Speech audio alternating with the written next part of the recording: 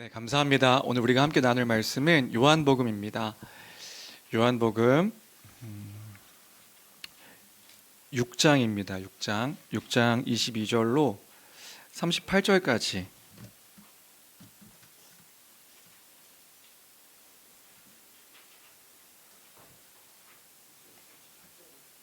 (36절까지입니다) 36절까지 그리고 66절부터 69절까지. 사실은 22절부터 69절까지 다 읽어야 되는데 이러면 40절이 넘어가는 관계로 제가 이제 좀 끊었는데요.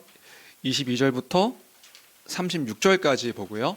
66절부터 69절까지 말씀을 함께 보도록 하겠습니다. 신약성경 152페이지입니다. 우리 같이 한 목소리로 읽도록 하겠습니다. 함께 읽습니다. 시작. 이튿날 바다 건너편에 서 있던 무리가 배 한 척 외에 다른 배가 거기 없는 것과 또 어제 예수께서 제자들과 함께 그 배에 오르지 아니하시고 제자들만 가는 것을 보았더니, 그러나 디베레에서 배들이 주께서 축사하신 후 여럿이 떡 먹던 그곳에 가까이 왔더라.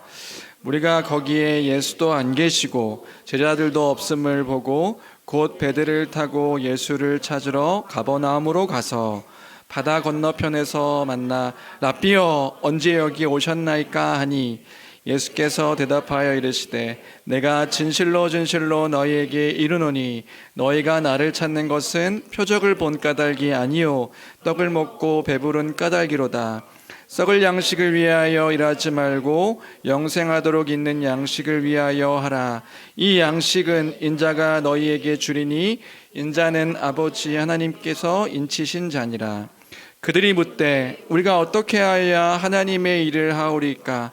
예수께서 대답하여 이르시되 하나님께서 보내신 이를 믿는 것이 하나님의 일이니라 하시니, 그들이 묻되 그러면 우리가 보고 당신을 믿도록 행하시는 표적이 무엇이니까? 하시는 일이 무엇이니까? 기록된 바 하늘에서 그들에게 떡을 주어 먹게 하였다 함과 같이 우리 조상들은 광야에서 만나를 먹었나이다. 예수께서 이르시되 진실로 진실로 너희에게 이르노니 모세가 너희에게 하늘로부터 떡을 준 것이 아니라 내 아버지께서 너희에게 하늘로부터 참 떡을 주시나니, 하나님의 떡은 하늘에서 내려 세상에 생명을 주는 것이니라. 그들이 이르되 주여 이 떡을 항상 우리에게 주소서. 예수께서 이르시되 나는 생명의 떡이니 내게 오는 자는 결코 줄이지 아니할 터이요 나를 믿는 자는 영원히 목마르지 아니하리라. 그러나 내가 너희에게 이르기를 너희는 나를 보고도 믿지 아니하는도다 하였느니라. 아멘. 66절부터 69절까지도 뒷장인데 읽도록 하겠습니다. 함께 읽습니다. 시작. 그때부터 그의 제자 중에서 많은 사람이 떠나가고 다시 그와 함께 다니지 아니하더라. 예수께서 12 제자에게 이르시되 너희도 가려느냐? 시몬 베드로가 대답하되 주 영생의 말씀이 주께 있사오니 우리가 누구에게로 가오리까? 우리가 주는 하나님의 거룩하신 자이신 줄 믿고 알았사옵나이다. 아멘.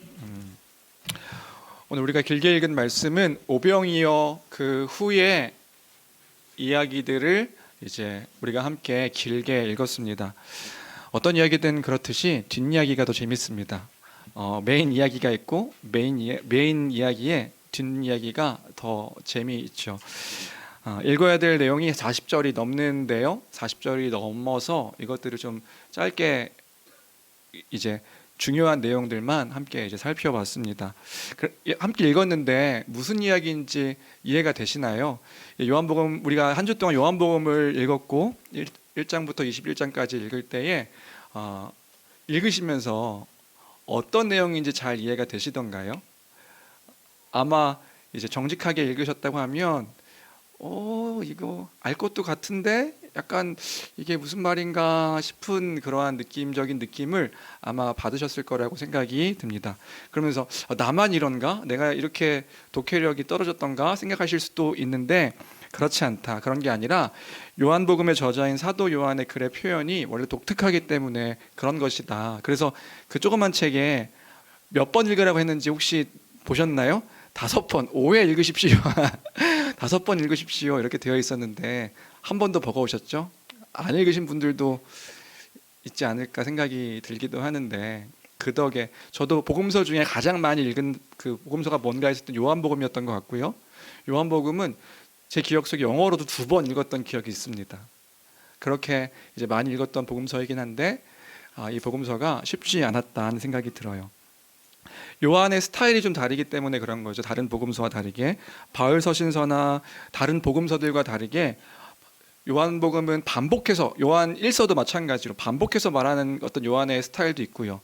또 어떤 단어들을 쓸 때 다른 복음서, 다른 서신서들과 다른 단어들을 쓰는 거예요. 빛과 어둠, 생명이라고 하는 독특한 단어들을 쓰고 있어서 우리가 조금 이해하는데 낯설다 하는 생각이 들 수가 있습니다. 또요, 다른 복음서에서는 이제 하나님 나라에 대한 이야기들을 중점적으로 설명하고 있다면 여기서는 이제 생명에 대한 이야기가 반복돼서 이야기되어지고 있고요. 그래서 조금 난해하고 심오하다라는 어떤 느낌적인 느낌을 받을 수 있었을 것이다.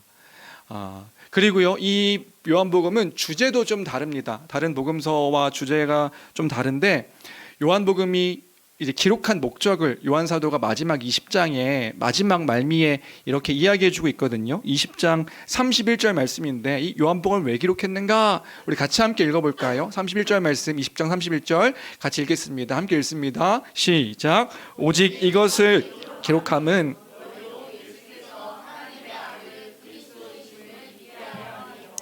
또 너희로 믿고 그 이름을 힘입어 생명을 얻게. 네, 그러니까 그런 거예요. 다른 복음서는 그 예수가 누구이신가 이게 이제 주제였다면, 이 요한복음은 하나님의 아들이신 그분은 어떤 분이신가 이게 이제 그 목적입니다. 기록 목적.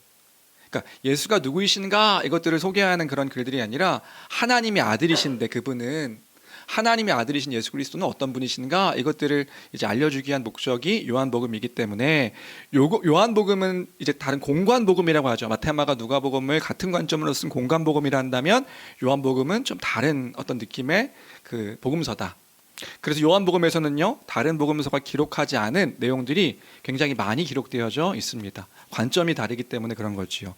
우리가 오늘 함께 읽은 말씀도 그 가운데 한 말씀입니다. 오병이어 사건의 그 뒷이야기를 이 요한복음서만 다루고 있습니다. 그 이야기를 오늘 우리가 살펴보려고 하는데요.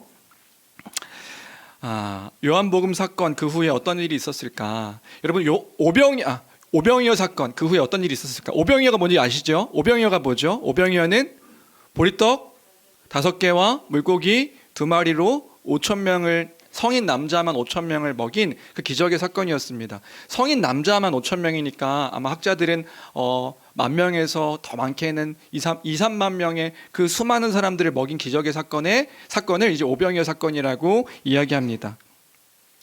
예수님을 따라다니느라고 배고팠던 사람들, 그 광야에서 먹을 것을 구할 수 없었던 그 사람들에게 보리떡 5개와 물고기 2마리로 떼어 주어서 조금씩 떼어가지고 사람들에게 나눠준 것이 아니라 11절 말씀 보니까, 6장 11절 말씀 보니까 원대로 주니라. 그들이 원하는 대로 배부르게 다 먹였는데, 그래서 배불러 했는데 남은 바구니가 넘치게 12바구니였더라. 그래서 그 기적의 사건을 기록하고 있는 내용이 오병이어 사건이고, 이 오병이어 사건을 우리가 잘 알고 참 좋아하는 내용의 사건인 것입니다. 그래서 그것을 통해서 뭘 알려주신 건가? 예수님은 누구이신가인 거예요. 그 예수님이 누구이신가? 하나님의 아들이시다. 그분이 누구이신가? 하나님의 아들이시다. 이 사건을 보여준 것이 바로 오병이어 사건인 것이죠. 그러면 우리가 잘 알고 있는 오병이어, 이 사건 이후에 그 다음에는 어떤 일이 있었을까? 여러분 한번 질문해 볼까요? 이 오병이어 후에 그 다음에 어떤 일이 있었을까요? 잘 읽었는데 이해되세요? 어떤 일이 있었을까요? 그분이 하나님의 아들이시구나, 이제는 알게 되어서 수많은 사람들이 예수님을 그 믿음으로 고백하며 따라다니게 되었을까요? 네, 약간 느낌은 다르지만 비슷한 모습들이 나타나게 된 것 같아요. 이 사건 후에 수많은 사람들이 예수님을 향한 열망으로 가득하게 됩니다. 그래서 그 열망으로 했던 일이 뭐냐면 14절, 15절 말씀인데요. 14절, 15절 말씀 우리 같이 함께 읽도록 하겠습니다. 함께 읽습니다. 시작. 그 사람들이 예수께서 행하신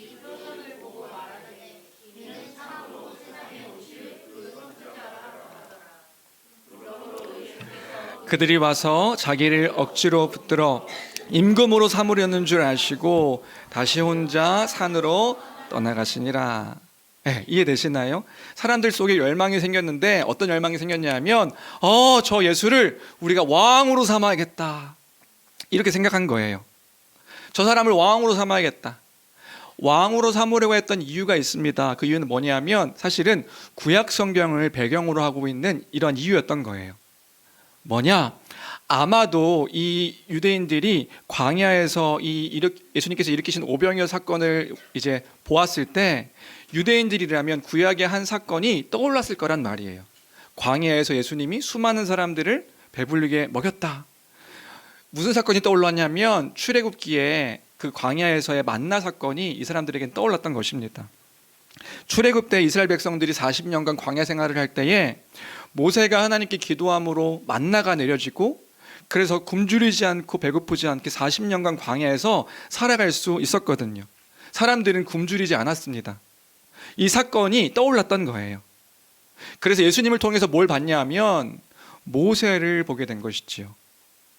그 이스라엘을 구원했던 모세를 떠올린 것입니다. 그리고 이게 근거가 없는 것이 아닌 게 신명기 18장 15절 그리고 18절에 모세가 이런 예언을 했었거든요. 무슨 예언이냐? 우리 한 구절만 18장 15절 말씀만 같이 함께 볼까요? 함께 읽겠습니다. 시작. 내 하나님 여호와께서 너희 가운데 내 형제 중에서 너를 위하여 나와 같은 선지자 하나를 일으키리니 너희는 그의 말을 들을지어다. 누구를 일으킨다고요? 나와 같은 선지자를 일으킬 것인데 너희는 그의 말을 들을지어다. 이렇게 예언했거든요.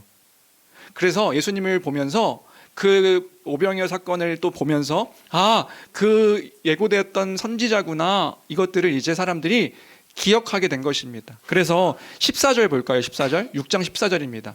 6장 14절 다시 읽으면 읽겠습니다. 시작. 그 사람들이 예수께서 행하신 이 표적을 보고 말하되 이는 참으로 세상에 오실 그 선지자라 하더라. 그러니까요. 그 선지자가 왔구나. 그래서 예수님을 따른 거예요. 여기까지는 좋습니다. 그렇죠? 구약의 말씀을 기억하여서 그 선지자를 따르려고 했던 거예요. 그러면 그들이 해야 했던 건 뭐냐면 그의 말씀을 따르는 겁니다. 그의 말씀을 듣는 거예요. 그가 이루신 일들을 잘 듣고 믿어야 되는 거죠. 그런데 이 사람들에게는 다른 쪽으로 꽂히기 시작하는 거예요. 어디에 꽂혔을까요? 저 예수를 왕으로 세우자.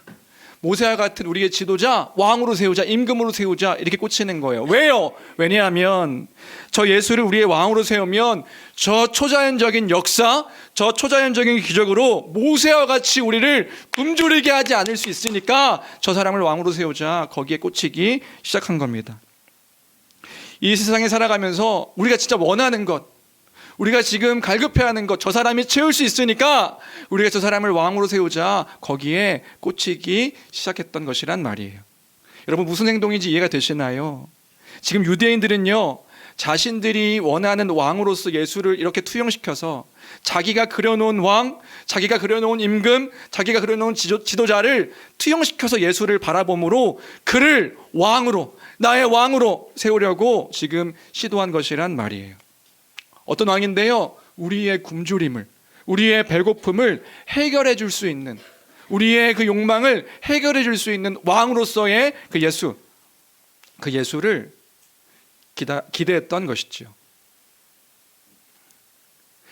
지금 시대도 그렇고요, 그 2000년 전의 시대도 그렇습니다. 먹고 사는 게 너무 중요한 시대였어요. 지금도 그렇죠. 먹고 사는 게 너무 중요한 시대입니다. 우리는 과학과 산업의 문명의 발전으로 인해서요, 인류 역사상 가장 풍요로운 시대에 살고 있다는 거 여러분 아시나요? 지금 우리가 인류 역사상 가장 풍족한 시대에 살고 있다고 해요. 그런데 그럼에도 불구하고 지금도 우리는 먹고 사는 문제가 우리에게 중요합니다. 물론 2000년 전과 지금 차이는 있는 것 같아요. 진짜 먹고 사는 것에 대한 문제가 있지는 않아요. 우리에게요. 뭐 그런 거죠. 그러니까 그런 사람들 일부 있긴 한데 대부분의 사람들은 진짜 먹을 것이 없어서 이렇게 어려워하는 사람들은 많지 않은 것 같아요.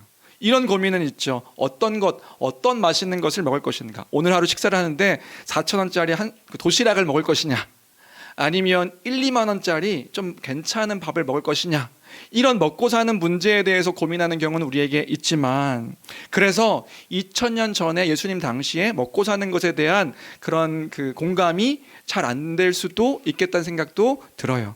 그런데 이 당시에 2000년 전의 사람들을 생각해 본다면 그 사람들에게는 절대적인 빈곤이 있었다고요. 절대적인 굶주림이 있었단 말입니다.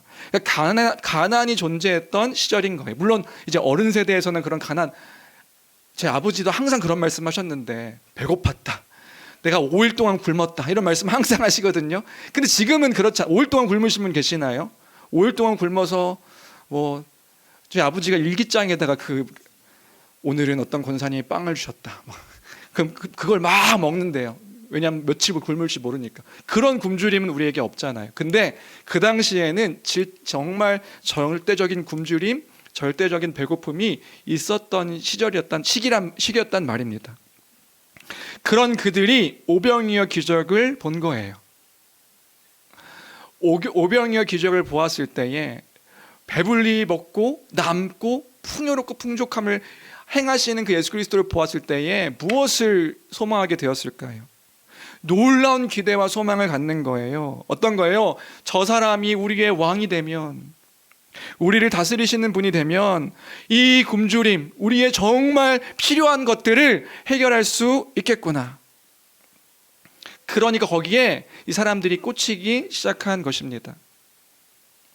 결국에는 뭘 원했던 거예요? 결국에 이 세상에서 우리의 욕망과 우리의 욕구를 해결해 줄 그 왕으로 예수님을 기대하기 시작했던 것입니다. 아, 그랬구나. 이 사람들이 원했던 건 그 자신들의 문제를 해결해 줄 수 있는 그 왕으로서 예수 그리스도를 원했던 것이구나. 그래서 오늘 이 말씀을 우리가 생각할 때에, 이 말씀을 통해서 우리가 첫 번째로 생각하길 원하는 것은 뭐냐면요, 이 말씀을 통해서 우리의 기대는 어떠한가, 우리에게 예수님은 어떤 분이신가, 이 사실을 다시 한번 고민하고 기억하는 시간이 되었으면 좋겠습니다. 예수님을 믿고 예수님을 따르고 그분을 주인이라 고백하며 그분을 나의 왕이라고 고백하는 그 고백 속에서 진짜 나에게 예수 그리스도는 어떤 분이신가 기억하는, 다시금 생각하는 오늘 한 날이 되었으면 좋겠습니다. 혹시나 내가 바라는 욕망의 성취를 투영시켜서 그분을 왕으로 모시고 또 섬기고 있지는 않은가. 우리의 고백은 그분은 나의 주님이십니다, 나의 왕이십니다, 나는 그분의 백성이고 그분의 뜻에 순종하는 우리입니다, 나입니다 고백하지만 정말 그 고백이 삶의 참된 고백인가 다시금 기억하는 우리가 되었으면 좋겠습니다. 다시요, 우리는 하나님 나라의 백성이라는 그 고백, 복음의 고백이 있습니다. 적어도 우리 여기 앉아있는 분들, 심지어 우리 김성도 성도도 이 복음의 기초를 통하여서 지금 이 얘기하고 있는 것이 무엇인지 이해하지 못하는 우리 아이들까지도요, 복음의 기초 가운데 이 하나님 나라의 백성이 되었다는 것이 무엇인지 모르는 그런 사람들은 없습니다. 지연이를 제외하고요. 지연이를 제외하고는 없어요. 그 믿음이 있다고요. 그 고백이 있다고요. 하나님 나라 압니다. 하나님 나라가 무엇인가요? 이제 주문처럼 고백할 수 있어요. 하나님의 통치, 하나님의 다스림, 그분의 왕되심, 그분의 주인되심, 그것이 하나님 나라입니다. 그 주님은 나의 왕이십니다. 주님은 나의 주님이십니다. 나의 통치자이십니다. 그 믿음의 고백이 있다고요. 그런데 그 고백이 삶의 모든 순간 속에서 나타나고 있는가, 우리가 다시금 우리의 신앙과 믿음을 돌아보았으면 좋겠다고요. 여러분 정말 그러십니까? 우리 짧게는 우리 11주간 동안 10계명에 대해서 우리가 함께 나눴습니다. 10계명, 10개의 계명이 어떤 의미였는가, 하나님 나라의 그 백성으로서의 삶의 윤리, 기준, 그래서 하나님께서 원하셨던 원래 세상의 모습, 그것이 십계명의 계명이었던 사실들을 우리가 은혜 가운데 잘 알게 되었지요. 그래서 나눔도 하고 고백도 하고 깨달았습니다. 아, 그것이었고 귀한 것이었습니다 라는 여러분들의 고백을 아마 서로의 교제 가운데 고백했을 거라고 생각이 듭니다. 그 고백은 어떤 고백인가요? 하나님 나라의 백성된 삶의 고백이었다고요. 우리의 왕이신 그 하나님의 뜻이다, 주님의 명령이다, 그리고 그것이 우리가 살아갈 길이다, 이렇게 우리가 믿고 고백했다고요. 그런데 여러분들, 얼마나 그 말씀을 따라서 생각하고, 그러면 우리가 해야 되는 것들은 뭐냐면 그 말씀이 우리의 기준이 되어서 그 말씀을 따라 세상 가운데서, 가정 가운데서, 직장 가운데서 살아가는 겁니다. 그 말씀을 이해하고 그 말씀 안에서 사랑하는 모습이, 여러분, 가장 중요한 십계명의 가장 중요한 계명의 핵심은 뭐였나요? 사랑이지요. 그럼 그 사랑하는 모습이 내 말과 삶과 태도 속에서 얼마나 나타났는가? 여러분, 여러분의 그 하나하나의 그 삶의 모습들을 십계명을 따라서 살아갔을 때에요, 여러분 어떤 반응이 나타나야 마땅한 건지 아시나요? 여러분, 하나님을 사랑하고요, 이웃을 사랑하는 일, 그거 결코 쉬운 일이 아닙니다. 그거 쉬운 게 아니거든요. 우리가 가볍게 이해하고 넘어갈 수 있는 그런 일이 아닌 거라고요. 아, 나 이제 알았어, 이게 아니라고요. 왜냐하면 그것은 나의 본성과 전혀 반대되는 그 일들을 행하는 것이기 때문에 그런 거예요. 나는 원래 그런 죄가 아니거든요. 그런 내가 아닌데 그리스도를 힘입어서 그 일들을 해야 하는 존재가 되었기 때문에 그 일들을 하나하나 해갈 때에 쉬운 일이 아닌데, 그래서 십계명을 잘 이해한, 그 믿음으로 고백한 사람들이라면, 그리고 제가 잘 설교했다면 원래는 우리에게 이런 반응이 나타나야 되는 겁니다. 어떤 반응이냐면, 그 십계명의 하나하나의 계명들을 알 때마다, 아, 내가 이 계명들을 잘 지키지 못하고 있는데, 아, 이 말씀을 따라서 살아가는 삶이 내 이 삶이 아닌데, 아, 이 엉터리 같은 나의 삶, 이 삶을 보면서 한 주간에 나는 너무 슬펐습니다. 아, 너무 힘들었습니다. 아, 너무 아팠습니다. 내가 이렇게 그 말씀 가운데 거하면 이게 주님의 뜻인데, 이게 주님의 명령인데 내가 이 명령 가운데 살지 못했음을 인하여, 그때에 우리가 십계명을 잘 이해했다면 회개할 때마다, 기도할 때마다, 우리 회개 기도합시다. 그때마다 하나하나 알아갈 때마다 가슴을 치며 엉터리 같은 나의 삶에 또 이 너무 무거운 명령인 것 같아서 주님 앞에 기도했을 것이란 말이에요. 나의 모습을 보며 애통하며 나의 죄됨을 고백하며 그런 모습이 나타났을 것이란 말입니다.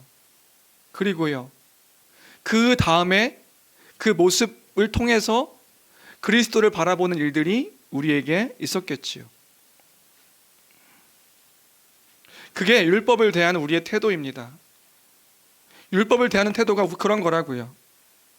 거기에 절망 가운데 있는 나의 모습을 보며, 그런데 거기서 머물지 않고, 그렇기 때문에 그 가운데서 그리스도의 십자가를 보며 여전히 부패한 나의 상태와 그럼에도 그리스도 안에서 깨끗해진 나의 그 복음의 소식들을 들으며 두 마음이 드는 거죠. 아, 그 안에 참된 소망이 있구나. 그 은혜가 내게 있구나.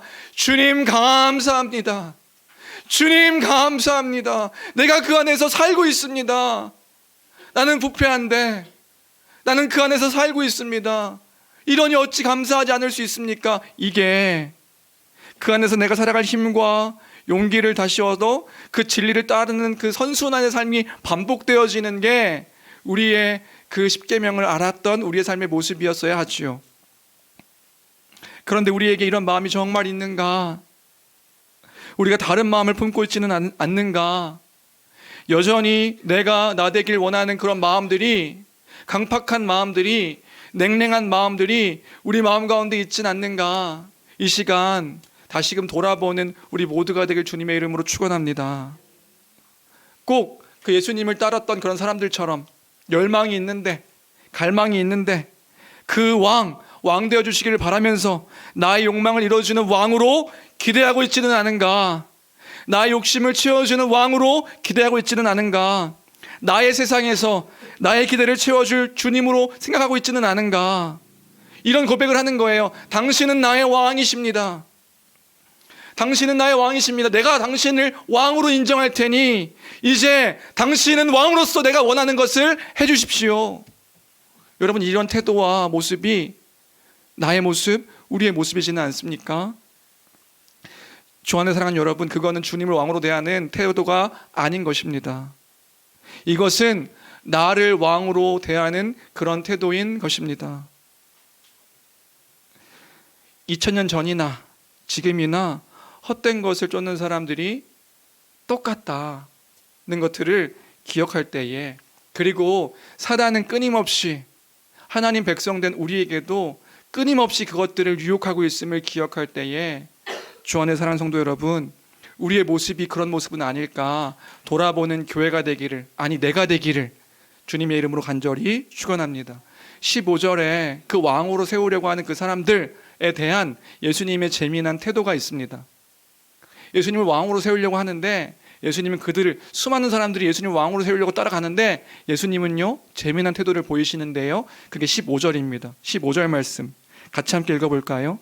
함께 읽겠습니다. 시작. 그러므로 예수께서 임금으로 삼으려는 줄 아시고 다시 혼자 산으로 떠나가시니라. 뭐라고 말씀하고 계세요? 떠나가시니라. 그때의 왕으로 삼으려고 하는 그 일에 예수께서는요 함께하지 않으시고 떠나가시는 거예요. 왜요? 그 마음을 아셨기 때문에 그런 거죠. 그들의 생각을 아셨기 때문에 그런 겁니다. 여러분, 하나님은 중심을 보시는 분이시지요. 다 아시기 때문에 그런 마음 가운데는 주님이 함께 하시지 않습니다. 왕이십니다. 그 고백이 아무리 유창하고 현란하다 할지라도 거기에는 주님이 없습니다. 복음을 아는 우리여도 주님은 거기에 없습니다. 나 자체가 주님을 왕으로 섬기지 않는데요. 회개하는 우리가 되기를 주님의 이름으로 축원합니다. 회개하는, 죄에서 돌이키고 하나님께로 돌아서는 그런 우리가 되기를, 이제 믿는 우리가 다시금 기억할 때에 회개하는 우리가 되어야 될 줄로 믿습니다. 두 번째로요, 계속 이어서 보겠습니다. 두 번째로 이제 본격적으로 22절부터 36절까지의 내용을 이제 살펴보고 설명해 보려고 하는데요. 오늘 본문을 좀 이렇게 보도록 하겠습니다. 오늘 본문이 좀 이렇게 쉽지 않거든요. 그래서 결국에 뭐냐면 예수님께서요 그 사람들을 피하셨습니다. 그런데 그 사람들이 예수님한테 꽂히니까 어떻게 됐냐면 그 예수님을 찾아다니기 시작하는 거예요. 막 사방팔방 예수님이 안 계시는 그 어디 가셨나 해가지고 막 쫓아다니는 거죠. 그 당시에는 CCTV도 없고 뭐 블랙박스도 없고 아무것도 없는데, 예수님이 사라지면 찾을 길이 없는데, 그 찾을 길이 없는 그때에 막 예수님을 찾아다니는 거예요. 온 동네를 뒤집은 것 같습니다. 그러다가 동네가 이제 호숫가 근처였는데 호숫가에 배가 한 척이 없어진 걸 본 거예요. 그리고 목격자가 제자들이 배를 타고 어디론가 이동했다라는 얘기를 들으니까 그냥 배를 타고 가버나움이라는 곳을 찔러가지고 그냥 찍어서 가는 거죠. 찍어서 갔는데 거기 예수님이 계신 거예요. 이게 막 그냥 그렇잖아요. 어디 갔는지도 모르는데 그냥 타고 예수님이 가셨을 것 같은 데로 그냥 가가지고 막 찾으러 다니는 거죠. 거기 예수님이 계신다는 보장도 없는데 이게 엄청난 열정인 겁니다. 왜요? 내 욕심이 예수님께 꽂히니까 포기가 없는 거예요. 그냥 막 달려가는 겁니다. 이 말씀을 묵상하면서 뭐 그런 것 같았어요. 막 그런 거 있잖아요. 한 사람 우리도 뭔가 꽂히면은 명품 매장에 막 뭐가 한정판 세일한다 그럼 어떻게 돼요? 아침에 새벽부터 가가지고 거기에 줄 서 있는 사람들 막 떠올리기도 하고, 예전에 그 제주도 뭐 연돈인가요? 돈가스집 텐트 치면서 거기에 그거 하나 먹어보겠다고 딱 거기 꽂히니까 막 거기 사람들이 제주도를 그것 때문에 가요. 거기 앉아가지고 한 끼 먹고 막 좋아하는 그때 뭐 그런 모습이지 않았을까? 이 사람들에게는 예수님은요 그런 존재였던 거예요. 그리고 드디어 예수님을 찾았습니다.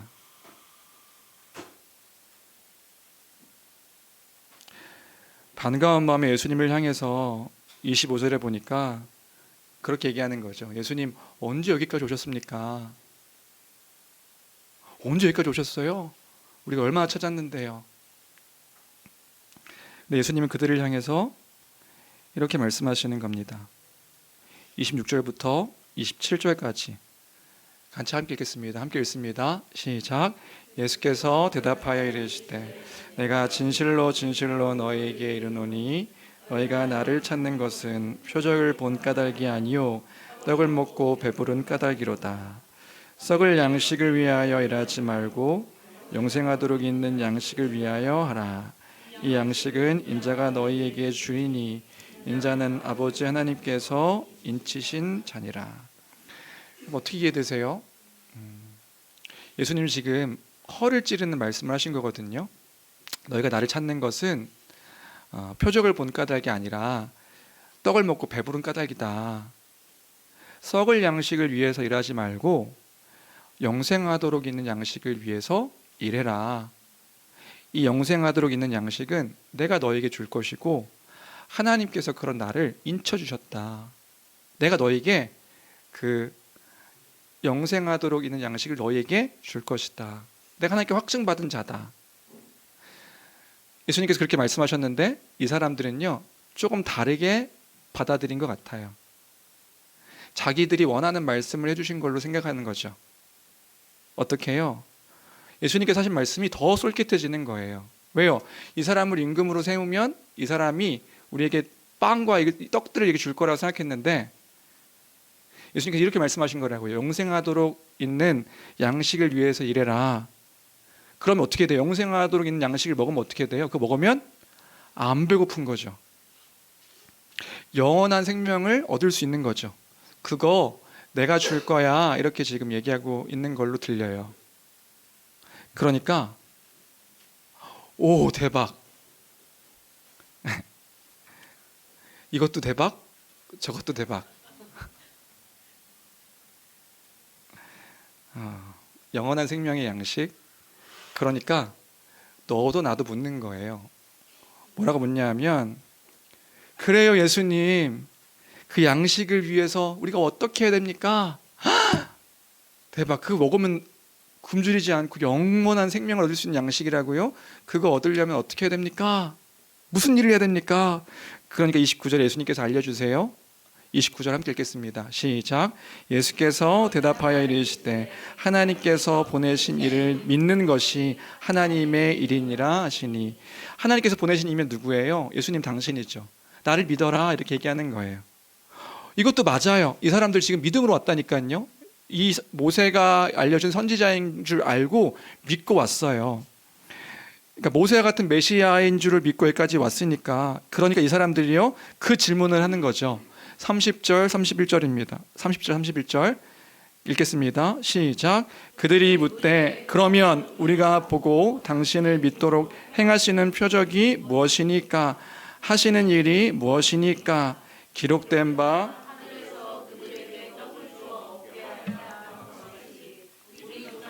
광야에서 만나를 먹었나이다. 이런 거죠. 예수님 당신은 무슨 일 하실 건데요? 우리에게 구체적으로 얘기해 주세요. 당신을 믿으면 된다고요? 당신 무슨 일 하실 건데요? 모세는 광야에 있을 때 하늘에서 만나를 내리게 해주셨는데 당신은 뭘 내려주실 건가요? 어떤 것들을 내려서 영원한 생명을 주는 그 떡을 내게 주실 건가요? 예수님 앞으로 우리를 어떻게 책임져 주실 건데요? 예수님 말씀해 주세요. 말씀해 보세요. 지금 그 얘기를 하고 있는 겁니다. 그러니까 예수님께서요 또 말씀하세요. 32절입니다. 32절 읽겠습니다. 시작. 예수께서 이르시되 내가 진실로 진실로 너희에게 이르노니 모세가 너희에게 하늘로부터 떡을 준 것이 아니라 내 아버지께서 33절도요. 읽겠습니다. 시작. 하나님의 떡은 하늘에서 내려 세상에 생명을 예수님께서 말씀하시는 거예요. 아니지. 모세가 그 떡 준 거 아니야. 하나님이 하늘로부터 내려서 하늘에서 주신 것이야. 내 아버지께서 너희에게 하늘로부터 떡을 주신 것이지 그거 하나님 아버지가 주신 거라고. 나도 하늘에서 그 아버지를 통해 그 떡을 줄 거야. 그 떡을 먹으면 영원히 사는 거야. 이렇게 얘기하는 거예요. 그러니까 사람들이 너무 좋아하는 거죠. 그게 34절입니다. 34절 읽겠습니다. 시작. 그르되 이르되 주여 이 떡을 항상 우리에게 주소서. 이해되세요? 아, 그래요. 그 떡 항상 우리에게 주십시오. 그 사람들이 드디어 듣고 싶은 이야기를 이제 듣게 된 거예요. 그 떡 우리에게 주십시오. 그때 예수님께서 하신 말씀이 뭐냐 하면 35절 36절입니다. 그래서 여기까지 읽은 거예요. 35절 36절 같이 읽겠습니다. 시작.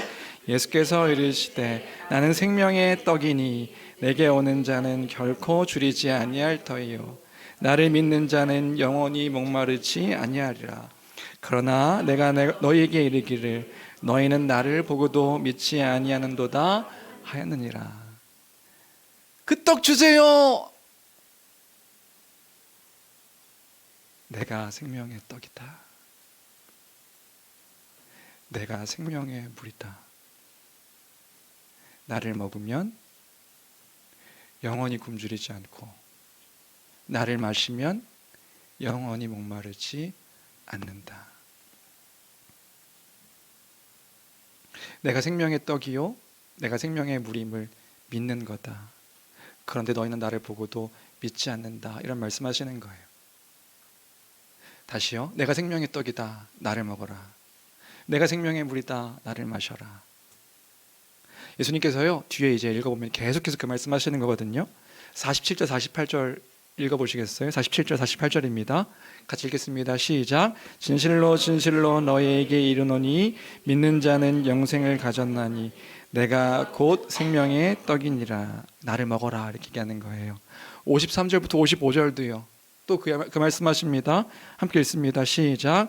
예수께서 이르시되 내가 진실로 진실로 너희에게 이르노니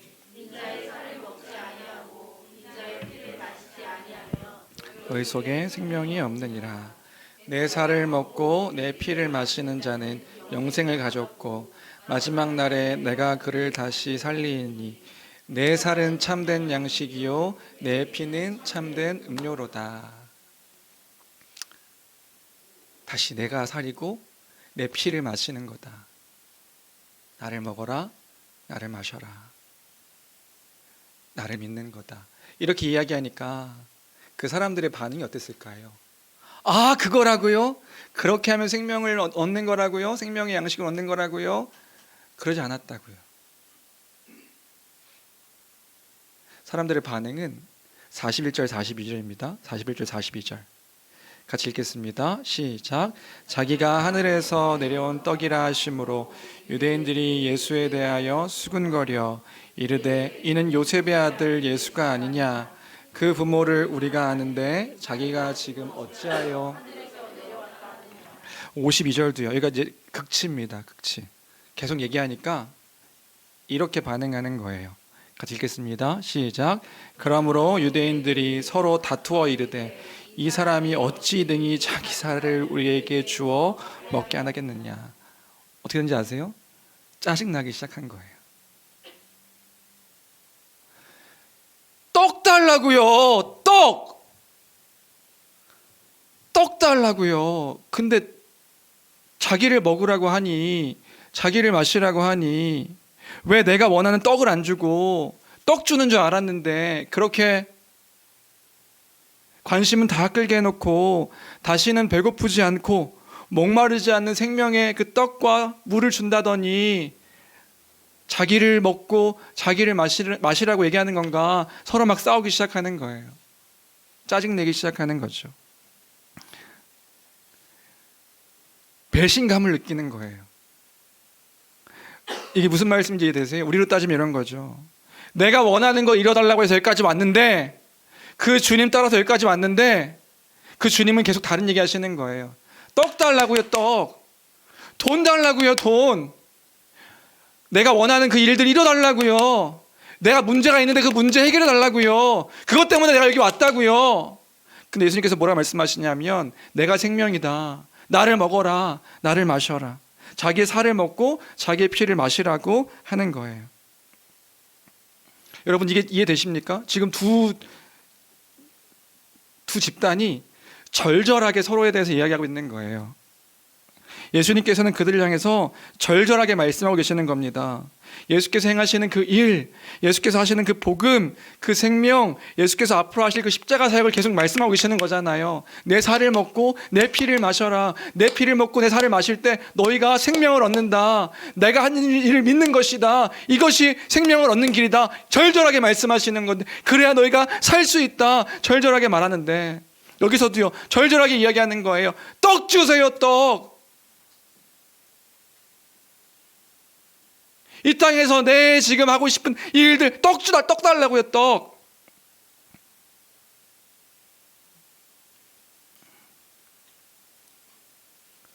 주 안의 사랑하는 성도 여러분, 예수 그리스도의 말씀을 기억하고 그 말씀을 듣는 우리가 되기를 주님의 이름으로 축원합니다. 하나님이 세상을 이처럼 사랑하사 독생자를 주셨으니 이는 그를 믿는 자마다 멸망치 않고 영생을 얻게 하려 하심이라. 그 십자가를 통해서 예수님께서 영생을 주시기 위해 이 땅에 오신 분이시라는 이 사실을 믿으라고 말씀하시는 거예요.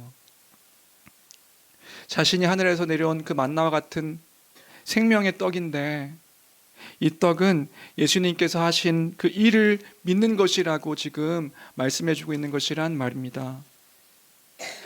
주 안에 사랑하는 성도 여러분, 오늘은 부활의 주일입니다.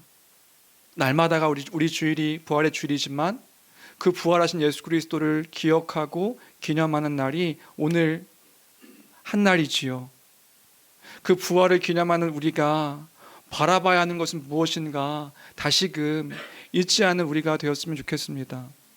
예수 그리스도의 부활을 통하여서 성취하신 것, 우리의 죄와 사망을 감당하여 생명을 주시기 위해, 영원한 하나님 나라 우리에게 허락하시기 위해 피 흘리시고 죽으신 그 십자가의 의미를 기억하는 것, 그것이 이 부활의 날, 아니 날마다 우리의 삶 가운데 고백되어지고 잊지 않아야 되는 그 사실임을 우리가 잊지 않기를 주님의 이름으로 간절히 소원합니다.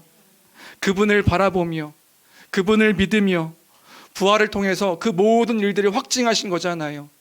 부활을 통해서 그 모든 일들이 사실임을 확증하시며 그에게 생명이 있고 그에게 영원한 승리가 있음을 확증하신 날이 부활의 날인 거잖아요. 그분의 소망을 믿으며 살아가는 자임을 다시 한번 기억하는 주일이 오늘의 한 날인 것입니다. 예수님께서 행하신 그 오병이어 표적은요, 이스라엘이 출애굽해서 광야에 있을 때에 하나님께서 돌보신 사건이었습니다. 이 사건을 통해서 바라봐야 했던 건 뭐냐 하면, 그 만나가 아니라 그 만나를 통하여서 날마다 돌보시고 또 하나님 나라의 백성 가운데 풍요롭고 풍성하게 이뤄가시는 하나님의 그 일들과 역사를 바라봐야 했던 것입니다. 하나님의 일이요, 하나님께서 하시는 일들이요, 그 구원의 역사요, 그 구원 가운데 내가 있음을 기억하는 것, 그것이 바로 우리가 이 십자가, 이 부활의 날에 고백하며 찬양하며 또 묵상해야 되는 그러한 내용인 줄로 믿습니다. 그게 우리의 현실이라고요. 그게 우리의 실제적인 사건인 것입니다. 정작 예수님은 하나님의 뜻대로 그 일들을 이루기 위해 오셨는데, 우리는 예수님에게 관심이 없고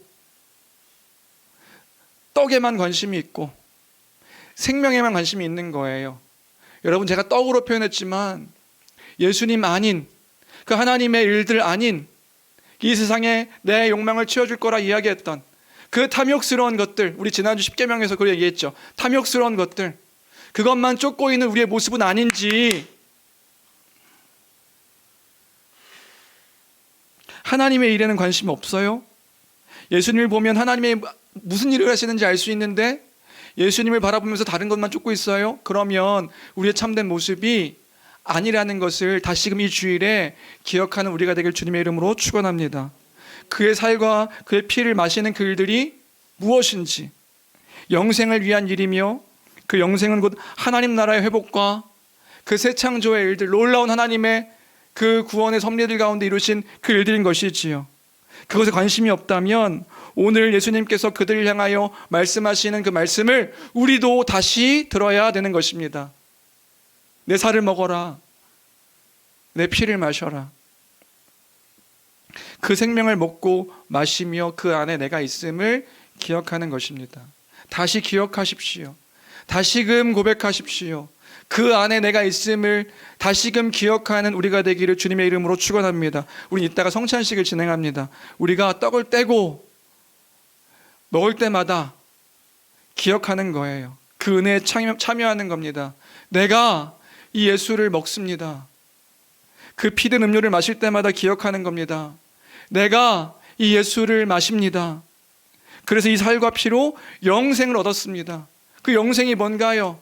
하나님 나라의 복된 삶과 그 하나님과의 관계 속에서 영원한 것들을 누리는 그 삶이, 안식의 삶이 영생인 것이지요. 내가 그러한 자 되었습니다. 이 십자가로 말미암아 이 모든 일들로 내가 그러한 자 되었습니다. 주님 감사합니다. 그 부활로 이 모든 것들을 확정하셨습니다. 감사합니다.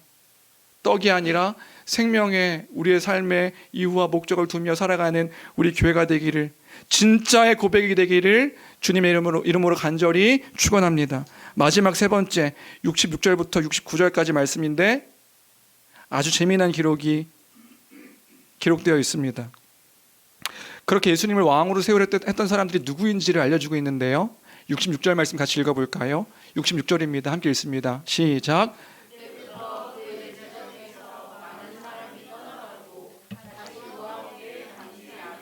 네, 그때부터 그의 제자 중에서 많은 사람이 떠나가고 다시 그와 함께 다니지 아니하더라. 그 사람들이 누구였냐면, 예수님을 열광적으로 열망하며 쫓았던 사람이 누구였냐면 제자들이었다, 이렇게 얘기하는 거예요. 예수님을 따르던 제자들이었다. 충격이지요. 예수님의 제자들이었다고요. 그냥 어중이 떠중이 같은 사람들이 아니라 예수님을 따르던 제자들이었다고요. 그런데 제자 중에서 많은 사람이 떠나가고 다시 그와 함께 있지 아니하더라. 왜요? 자신의 기대가 산산이 무너졌거든요. 내가 기대했던 떡이 없으니까, 내가 기대하던 게 이게 아니니까 예수님을 떠나갑니다. 내가 기대한 게 없으니까 예수님을 떠나가는 거예요. 그때 예수님께서 당신의 12 제자들에게 물어보시는 거죠. 뭐라고 물어보셨냐면, 너희도 가려느냐? 굉장히 그냥 예수님의 어떤 그 사역들을 생각할 때에 너무 속상하셨을 것 같아요. 그 수많은 무리들이 따라다녔는데 떠나가고, 나올 게 없으니까 떠나가고 12 제자가 남은 거예요. 그 12 제자들에게 그렇게 부르시는 거죠. 뭐라고요? 너희도 가려느냐? 그때 베드로가 이런 멋진 고백을 합니다. 항상 이 베드로는 멋진 고백을 해요. 같이 읽겠습니다. 함께 읽습니다. 시작. 시몬 베드로가 대답하되 주여, 영생의 말씀이 주께 있사오니 우리가 누구에게로 가오리까? 우리가 주는 하나님의 거룩하신 자이신 줄 믿고 알았사옵나이다. 베드로는 그렇게 이게 불완전한 고백이거든요. 베드로의 신앙은 불완전했거든요. 근데 이 고백은 완전한 고백이었죠. 그의 신앙은 불완전했지만 그의 고백은 완전했습니다. 영생의 말씀이 주께 있습니다. 우리가 어디로 갑니까? 우리가 하나님의 거룩하신 자인 줄 믿고 알았습니다. 그리스도가 곧 말씀이셨고 예수께서 곧 진리셨습니다. 그 진리임을 믿고 여러분 따르는 겁니다. 그 예수 그리스도께서 행하신 그 말씀을 우리가 기억하여 믿고 따르는 겁니다.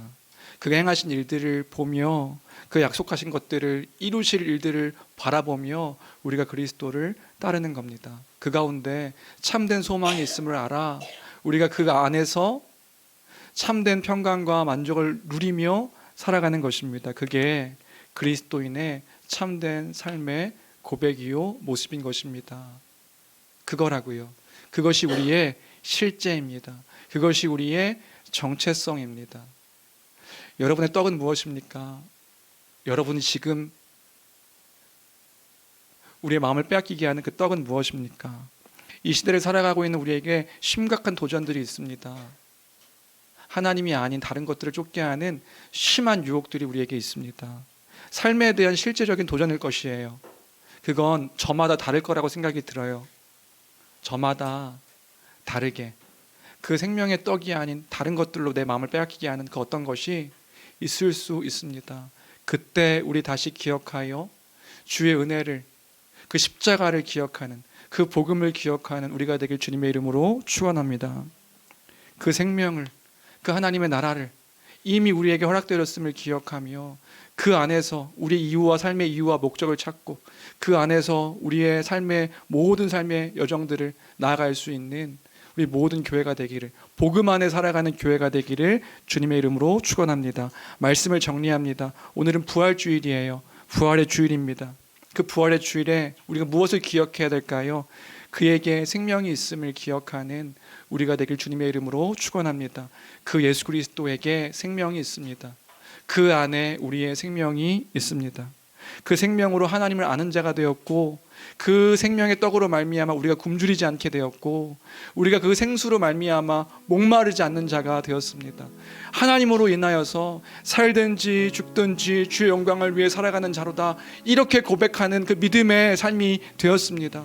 그 믿음의 삶이 입술의 고백으로만 끝나는 것이 아니라 나의 삶의 모든 여정 가운데 그 삶으로 고백되어지는 우리 모든 교회의 주의 백성, 교회가 되길 주님의 이름으로 축원합니다. 그 믿음입니다. 그 믿음을 따라 살아가는 것입니다.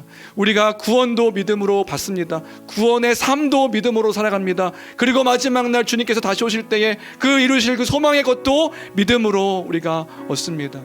믿음 가운데 거하여 살아가는 우리 모두가 되기를 간절히 빕니다.